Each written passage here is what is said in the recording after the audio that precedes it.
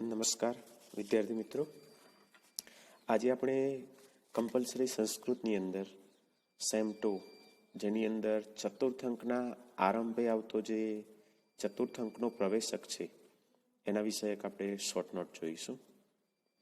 મિત્રો, આપણે 3 અંક સુધી અભ્યાસ કરી ચૂક્યા છીએ પ્રથમ સેમેસ્ટરમાં. ત્યાં આપણે તૃતીય અંકમાં જોયું હતું જે પ્રમાણે કૌતુકમાલા ગુંફન પ્રસંગ પાસે જેની સ્વપ્ન વાસવદત્તમ નાટકની અંદર નાટ્યાત્મક રીતે તમે જુઓ કે એક આગવી કળા જે છે આપણને ત્યાં કૌતુકમાલા ગુંફન પ્રસંગમાં જોવા મળે છે.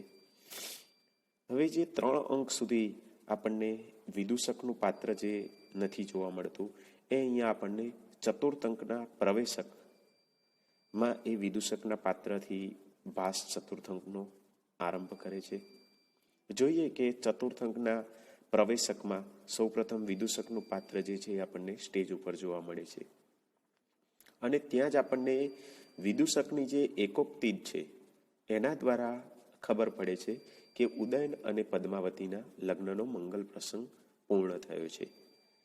એટલે કે તમે સ્વપ્ન વાસવદત્તમ નાટકમાં જુઓ તો ભાસે તૃતીય અંકમાં જે ઉદયન અને પદ્માવતીના લગ્ન છે એ બતાવવા કરતાં પણ કૌતુકમાલા ગુંફન પ્રસંગ એટલે કે વાસવદત્તાના પાત્ર ઉપર જાણે કે વધુ પડતું ધ્યાન કેન્દ્રિત ત્રીજા અંકમાં કર્યું છે. અને માત્ર પ્રવેશકમાં વિદૂષકની એકોક્તિ દ્વારા જે આપણને માહિતી મળે છે કે ઉદયન અને પદ્માવતીના લગ્ન પૂર્ણ થયા છે. એટલે કે ભાસે ઉદયન અને પદ્માવતીના જે લગ્ન છે એ બતાવવું જરૂરી કરતાં પણ કૌતુકમાલા ગુંફનનો પ્રસંગ છે એ અહીંયા અતિ અગત્યનો બતાવ્યો છે. એટલે આપણે જે તૃતીય અંકમાં એનું મહત્વ પણ જોઈએ છે, અથવા તો સ્વપ્ન વાસવદત્તમ નાટકમાં વાસવદત્તાના પાત્ર તરીકે પણ જોઈએ તે તૃતીય અંકમાં એમની મનોસ્થિતિ ઉપર પણ દ્વિતીય અને તૃતીય અંક ઉપર જાણે કે ભાસે વધુ પડતું ધ્યાન કેન્દ્રિત કર્યું છે. જોઈએ કે વાસવદત્તા મૃત્યુ પામી હતી અને તેનાથી જે શોક અને શૂન્યતા વ્યાપી ગયા હતા એ અહીંયા ચતુર્થ અંકમાં જાણે કે ભાસે હળવાશભર્યું વાતાવરણ કરી અને તે દૂર કરવાનો પ્રયત્ન કર્યો છે. અને સાથે જ નવું વાતાવરણ જાણે કે જીવંત થયું હોય એવું જ આપણને વિદૂષકના પાત્ર એટલે કે એના જીવનમાં જે નવીનતમ આનંદ આવેલો છે એ આપણને ચતુર્થ અંકના પ્રવેશકની અંદર જોવા મળે છે. તે વિદૂષકની એકોક્તિ દ્વારા આપણને માહિતી મળે છે કે તે પોતે અંતઃપુરની વાંડીઓમાં જે છે એ સ્નાન કરી રહ્યો છે. રોજે રોજ મધુર લાડુના ભોજન કરવા મળી રહ્યા છે. એટલે કે સાથે સાથે શું છે તો ભોજન પણ એને મળી રહ્યા છે. એટલે કે ત્યાં એને સંપૂર્ણ જાણે કે જે પહેલાં વાસવદત્તા જીવિત હતી ત્યારે જે વિદૂષક ભોગ ભોગવી શકતો હતો કે અંતઃપુરની વાડીઓમાં એને સ્નાન મળતું હતું, સાથે સાથે રોજ અલગ અલગ વાસવદત્તાના હાથથી એટલે કે મિષ્ટાનો પણ મળી રહેતા હતા. પરંતુ વાસવદત્તા મૃત્યુ પામી ત્યાર પછી ઉદયનના જીવનમાં જે શૂન્યતા વ્યાપી ગઈ અથવા તો જે શોક વ્યાપી ગયો એની અસર જાણે કે વિદૂષકના પાત્ર ઉપર પણ જોવા મળે છે. અને જે આપણે જોઈએ છીએ કે વિદૂષકનું પાત્ર જે છે એ નાયક ઉદયનની એકદમ નિકટનું એટલે કે મિત્રતા ભર્યું એ આપણને પાત્ર જોવા મળે છે, જે આપણે આગળ પણ જોઈશું. આ બધો જ આનંદ એટલે કે વાડીઓમાં સ્નાન કરી રહ્યું છે, અંતઃપુરમાં નિવાસસ્થાન, સુંદર શણગારેલી જે ચાદરો છે એ પણ પથરાઈ રહેલી છે, વિવિધ મિષ્ટાનો પણ મળી રહ્યા છે. આ બધા જ આનંદો વચ્ચે જે તકલીફ છે એ શું છે કે તેના પેટમાં ગરબડ ઊભી થઈ છે. એટલે કે લાંબા સમય બાદ એને જે વધુ પડતા મિષ્ટાનો વિદૂષકે જે ખાધા છે એના કારણે શું થયું છે તો એના પેટમાં ગરબડ એટલે કે વ્યાકુળતા ઉત્પન્ન થઈ છે. હવે જે તેણે ભોજન કરેલું છે તે અન્ન પચી રહ્યું નથી અને તેના કારણે એને શું થઈ રહ્યું છે કે રાત્રે ઊંઘ પણ નથી આવતી. વિદૂષક આ પ્રકારે જ્યારે વર્ણન કરી રહ્યો છે અને એવામાં જ શું થાય છે કે ત્યાં ચેટી આવે છે. એટલે કે તમે જુઓ કે વિદૂષકનું પાત્રાલેખનની દ્રષ્ટિએ પણ અહીંયા જોઈએ કે જે વિદૂષક જે છે એ ચોથા અંકમાં આરંભે પ્રવેશકમાં જે પાત્ર તરીકે જોવા મળે છે તો મિષ્ટાનો થી ભરપૂર, એટલે કે એને સારા સારા ભોજન જમવા એની પસંદગી અહીંયા જોવા મળે છે. અને એના જ કારણે એ ભોજન વધુ પડતું એને લીધું છે, મિષ્ટાનો વધુ પડતા ખાધા છે, એના કારણે એને પોતાને ઊંઘ નથી આવી રહી. અને આ પ્રકારે વિદૂષક જ્યારે વર્ણન કરતો હોય છે એટલામાં જ શું હોય છે કે ત્યાં ચેટી આવે છે અને પૂછે છે કે ઉદયને સ્નાન કરી લીધું છે અને પુષ્પ અને અંગ લેપ લઈ આવવાનું કહે છે. ત્યારે વિદૂષક કહે છે કે ઉદયને સ્નાન કરી લીધું છે, પરંતુ ભોજન સિવાય બધું લાવ. એટલે કે અહીંયા હવે જે વિદૂષકને જમવાની ઈચ્છા છે એ જમવાની ઈચ્છા નથી. એ પૂછી રહી છે વિદૂષકને કે ઉદયને સ્નાન કરી લીધું છે. જો કરી લીધું હોય તો ચેટી શું કહે છે કે હું ઉદયન માટે પુષ્પો અને અંગલેપ લઈ આવું. પરંતુ વિદૂષક શું કહે છે કે ઉદયને સ્નાન કરી લીધું છે એટલે કે બીજું બધું લાવો, પરંતુ શું ના લાવો તો ભોજન. હવે એને ભોજનથી જાણે કે તિરસ્કાર થઈ ગયો છે, કેમ કે વધુ પડતા ભોજનને કારણે શું થયું છે તો વ્યાકુળતા ઉત્પન્ન થઈ છે, પેટમાં જે ગરબડ ઊભી થઈ છે એના કારણે એને ભોજનની હવે ઈચ્છા નથી. ત્યારે જે ચેટીનું પાત્ર જે છે એ વિદૂષકની આ દશા જોઈ અને ખુશ થઈ જાય છે. એટલે કે વિદૂષકના જે હાવભાવ છે, ત્યાં વિદૂષકની જે પ્રકારે એના પેટમાં ગરબડ ઊભી થઈ છે, વ્યાકુળતા ઉત્પન્ન થઈ છે, જે શરીરની અંદર વિકાર ઉત્પન્ન થયો છે, એની એ અવદશા જોઈએ છે અને એનાથી ચેટી ખુશ થઈ જાય છે અને ત્યાંથી ચાલી જાય છે. આ નાના દ્રશ્ય દ્વારા, એટલે કે ચોથા અંકના આરંભે જે આ પ્રવેશક આવે છે એ નાનું દ્રશ્ય પાસે મૂકી અને ત્રીજા અંકમાં જે આપણને નિર્દેશ નથી થયો કે ઉદયન અને પદ્માવતીના લગ્ન થયા કે નહીં, જેની જે પ્રેક્ષક વર્ગ પણ રાહ જોઈ રહ્યું છે, જે વાચક પણ રાહ જોઈ રહ્યું છે, એ લગ્નના પ્રસંગ જાણે કે પૂર્ણ થયો છે, એ આપણને અહીંયા ચતુર્થ અંકના પ્રવેશક દ્વારા જાણે કે પાસે બતાવવાનો પ્રયત્ન કર્યો છે. બીજું, ઉદયનના લગ્ન પદ્માવતી સાથે થઈ ગયા છે, પરંતુ લગ્ન પછી પણ એ જાણે કે વત્સદેશમાં જવાને બદલે એ પોતે મગધમાં રોકાયો છે અને મગધરાજ દર્શકનું અતિથિ સત્કાર એટલે કે આતિથ્ય માણી રહ્યો છે. એ પણ આપણને અહીંયા ચતુર્થ અંકનો જે પ્રવેશક છે એના દ્વારા જાણે કે માહિતી મળે છે. એટલે કે તમે જુઓ તો અહીંયા પાસે જે ચતુર્થ અંકનો પ્રવેશક છે એના માધ્યમથી જાણે કે ઉદયન જે છે એ એના પદ્માવતી સાથેના લગ્ન બતાવવા, એનો પ્રસંગ બતાવવો, સાથે સાથે ઉદયન પોતે મગધમાં રોકાયેલો છે અને મગધરાજ દર્શકનું અતિથિ સત્કાર માણી રહ્યો છે, તે પણ જાણે કે અહીંયા ભાસે પ્રવેશકના માધ્યમથી બતાવવાનો પ્રયાસ કર્યો છે.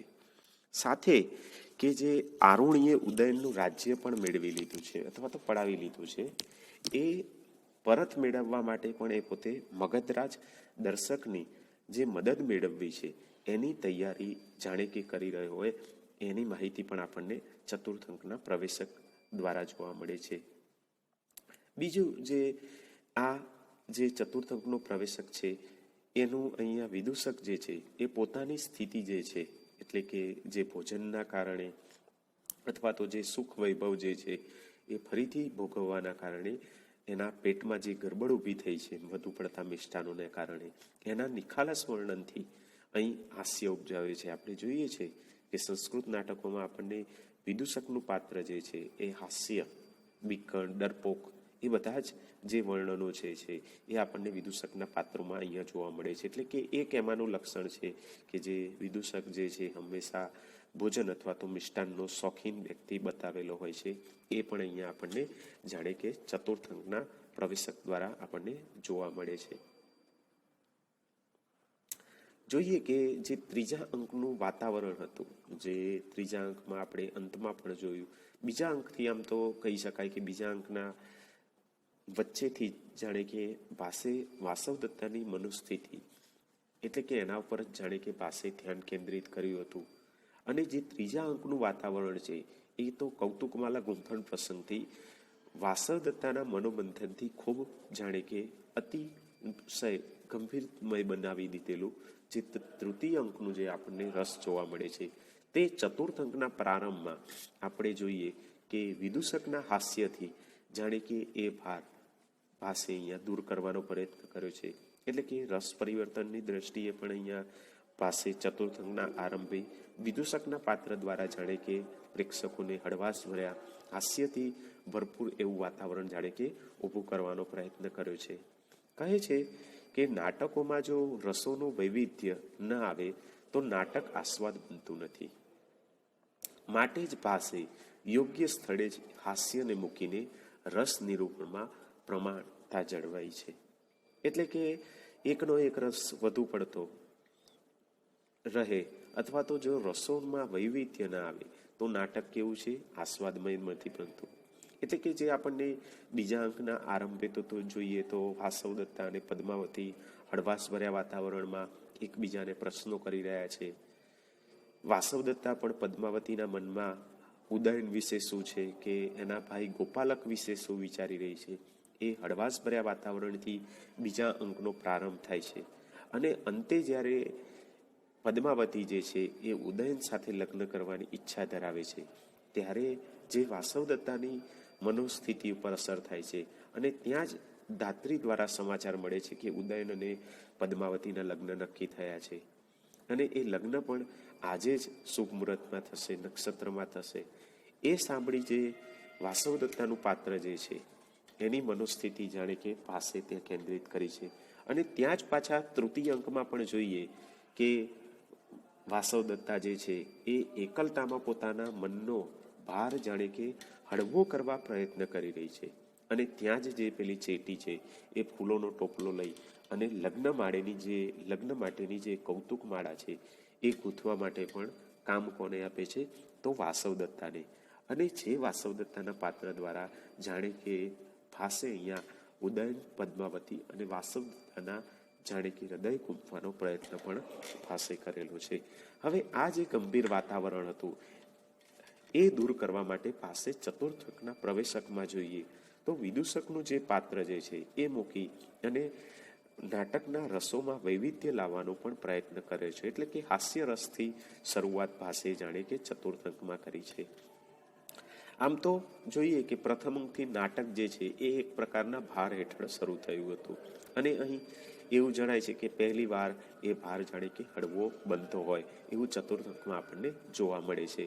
અને સાથે જે રમૂજી વિદૂષકનું પાત્ર જે છે એ પણ આપણને જાણે કે પહેલી વાર જ સ્ટેજ ઉપર એનો આપણને પરિચય પાત્ર તરીકે પણ જોવા મળે છે.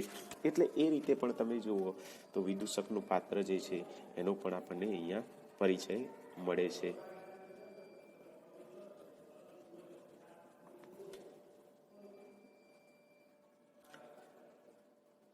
હવે આગળ આપણે જોઈએ કે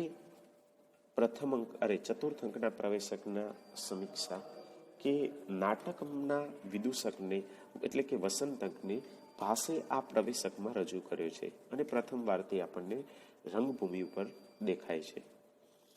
વત્સરાજ ઉદયનના ઈષ્ટ અને મંગલમય લગ્નોત્સવથી તે પ્રસન્ન જોવા મળે છે. એટલે કે જે વાસવદત્તાથી વિહોણો બનેલો ઉદયન જે છે એ ફરીથી પદ્માવતી સાથે લગ્ન થવાથી જાણે કે ખુશ બન્યો છે અને એના કારણે પણ વિદૂષક પણ એની અંદર જાણે કે એ સુખમાં ભાગીદાર બન્યો હોય અને એના મુખ ઉપર પણ જાણે કે પ્રસન્નતા આપણને ચતુર્થંકમાં જોવા મળે છે પ્રવેશકમાં. વિદૂષકની જે એકોક્તિ છે, વાર્તાલાપ છે, એનાથી આપણને જોવા મળે છે કે જે સંકટના વાદળો હતા એ જાણે કે હટી ગયા છે અને હવે તેમના રાજમહેલોમાં વસવાટ થયો છે. આપણે જોઈએ છીએ કે પ્રથમ અંકની અંદર જ બ્રહ્મચારીના મુખેથી વર્ણન આવે છે કે વાસવદત્તાના મૃત્યુ પછી તો ઉદયનની શું હાલત થઈ કે જાણે કે આખું નગર કયા પ્રમાણે કે નક્ષત્રો અને ચંદ્ર સમાના આકાશ વિના જે પ્રકારે બની ગયું એ જ પ્રકારે જાણે કે અહીંયા આપણને આખા નગરની અંદર પણ શોક વ્યાપ્ત થઈ ગયેલો હતો. એ જ પ્રકારે અહીંયા હવે જાણે કે આપણને શું જોવા મળે છે કે સંકટના વાદળો જે છે એ હવે હટી અને ફરીથી જાણે કે વિદૂષકને રાજમહેલોમાં ફરીથી નિવાસ પ્રાપ્ત થયો છે. સાથે અંતઃપુરોની વાવોમાં સ્નાન કરાય છે અને મૃદુ લાડુના રસથાળ પણ ખવાઈ રહ્યા છે. એટલે કે શું થઈ રહ્યું છે તો જે લાંબા સમયથી વિદૂષકે જે પ્રકારે લાડુ અથવા તો મિષ્ટાન નથી ખાતા એ અહીંયા જાણે કે ચતુર્થ અંકના પ્રવેશકમાં કે મગધનું આતિથ્ય માણી રહ્યા છે ઉદયન અને વિદૂષક, અને ત્યાં એક પછી એક અતિથિ સત્કાર રૂપે મિષ્ટાનો મળી રહ્યા છે. અને લગ્ન થયા બાદ જે ઉદયનમાં પ્રસન્નતા છે એ આપણને વિદૂષકના પાત્ર દ્વારા પણ બતાવવાનો જાણે કે ભાસે આ પ્રવેશકના માધ્યમથી પ્રયત્ન કર્યો છે. ટૂંકમાં જે આપણે જોઈએ કે વિદૂષક શું જણાવે છે કે મગધવાસ એટલે કે મગધની અંદર જે નિવાસ અતિથિ સત્કાર માણી રહ્યા છે એના સુખનો અનુભવ કયા પ્રકારે જણાવે છે કે અપ્સરા વગરના સુખનો અનુભવ કરાવે છે. છતાં પણ શું કહે છે, ઉત્તર કુરુના જેવા આ પ્રદેશમાં વિદૂષકનું આરોગ્ય સાનુકૂળ રહેતું નથી અને તેથી તે દાસીને ભોજન ન લેવાનું કહે છે. એટલે કે જે પ્રકારે વત્સદેશની અંદર જે ભોજન કરતો હતો અને જે એનું પાચન યોગ્ય થતું હતું એ જાણે કે અહીંયા મગધની અંદર ખાવાથી એટલે કે મિષ્ટાનો ખાવાથી પણ અહીંયા એને હજુ પાચન નથી થયું. અને જે અહીંયા ઉત્તર કુરુના આરોગ્ય સંબંધી પણ અહીંયા આપણને માહિતી મળે છે. સાથે શું જણાવે છે કે કોયલની આંખો ફરે તેમ વિદૂષકના પેટમાં ગડબડ થાય છે. આ વિધાન કરી ભાસે નાટકમાં રમૂજ પેદા કરવાનો પ્રયત્ન કરે છે. જેવી રીતે જોઈએ કે કોયલની આંખો જે છે એ વારંવાર ફર્યા કરતી હોય એમ વિદૂષકના પેટમાં પણ જે વિકારો છે કે બધું જે પાચન છે, લાડુ છે, જે એને વધુ પડતા મિષ્ટાનો ખાધા છે અને જે પાચન નથી થયું એ પણ એવી ગડબડ ઊભી કરી રહી છે. અને જેના દ્વારા પાસે કે જાણે અહીંયા શું કર્યું છે, હાસ્યરસ ઉત્પન્ન કરવાનો કોશિશ કરી છે. તો આ રીતે આપણે જોઈએ કે ચતુર્થ અંકનો પ્રવેશક જે છે એની અંદર ભાસે કે જે દ્વિતીય અને તૃતીય અંકની અંદર જે વાતાવરણ હતું, જે વાસ્તવતાની મનોસ્થિતિ પર પાસે જાણે કે ધ્યાન કેન્દ્રિત કર્યું હતું એ આપણને અહીંયા શું જોવા મળે છે કે જાણે વિદૂષકના પાત્ર દ્વારા આપણને હળવાશ ભર્યું. આમ પણ આપણે જોઈએ છે કે નાટકની અંદર આપણે વિદૂષકના લક્ષણો અને કે વિદૂષકનું કામ નાટકની અંદર શું છે કે હાસ્યરસથી પ્રેક્ષકોને રસનું પરિવર્તન કરાવવું, અને એ અહીંયા પણ આપણને વિદૂષકના પાત્રમાં જોવા મળે છે. તો ચતુર્થ અંકનો પ્રવેશક આ પ્રમાણે આપણે અહીંયા જોયો. આવતીકાલે આપણે બીજા પ્રશ્નો વિશે માહિતી મેળવીશું. અસ્તુ.